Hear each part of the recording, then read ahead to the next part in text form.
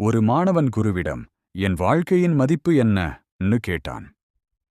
குரு ஒரு கல்லை கொடுத்து, இதோட விலைய மட்டும் கேட்டுட்டு வா, ஆனா யார்கிட்டயும் விக்காதன்னு சொன்னார்.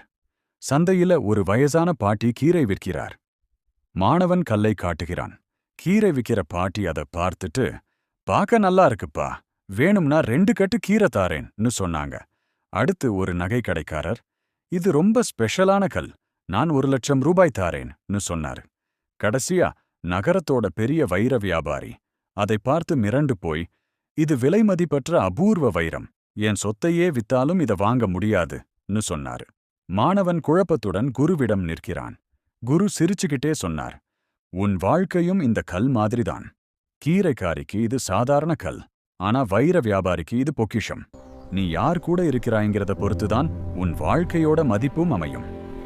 உங்களை மதிக்கத் தெரிந்தவர்களுடன் இருங்கள். உங்கள் மதிப்பு தானாக உயரும்.